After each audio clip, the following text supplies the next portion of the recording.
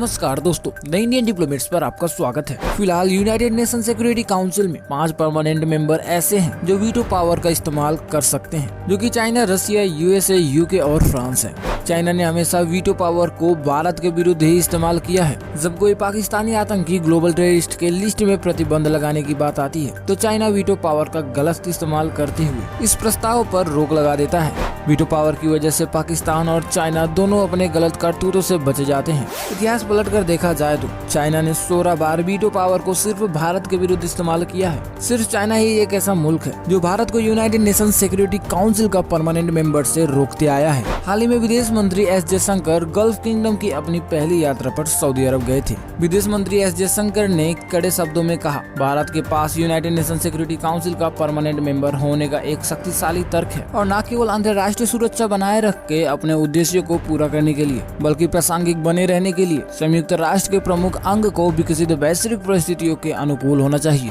France की विदेश मंत्री कैथरीन कोलोना दोनों देशों के बीच द्विपक्षीय संबंधों की समीक्षा करने और व्यापार, रक्षा, जलवायु परिवर्तन, चुनौती जैसे प्रमुख क्षेत्रों में सहयोग बढ़ाने के तरीकों पर ध्यान केंद्रित करने के लिए अपनी 3 दिवसीय यात्रा पर मंगलवार को पहली बार भारत आई हैं। फ्रांस के विदेश मंत्री ने बड़ा बयान देते हुए कहा कि यूनाइटेड नेशन सिक्योरिटी काउंसिल के तत्काल दूरदर्शी सुधार के लिए उसे आगे बढ़ाने के लिए फ्रांस भारत के समर्थन में खड़ा है, और इस बात पर जोर देते हुए कि भारत परमानेंट मेंबर के रूप में यूनाइटेड नेशंस की उच्च तालिका में एक स्थान का हकदार है। फ्रांस ने हमेशा एक सुधारित संयुक्त राष्ट्र सुरक्षा परिषद में स्थायी सदस्यता के लिए भारत की बोली का समर्थन करने के लिए अपनी प्रतिबद्धता दोहराई है। विशेष रूप से परमाणु आपूर्तिकर्ता समूह में नई दिल्ली के प्रवेश का भी समर्थन करता है। इस महीने की शुरुआत में भारत में फ्रांस के राजदूत इमैनुएल लेनिन ने पेरिस में हुए संयुक्त राष्ट्र परामर्श के लिए एक भारतीय प्रतिनिधि मंडल का स्वागत किया। भारत और फ्रांस के बीच संबंधों की सराहना करते हुए पेरिस में फ्रांसीसी दूत ने भी संयुक्त राष्ट्र में स्थायी होने की भारत की बोली को उठाया। इसी साल के जुलाई में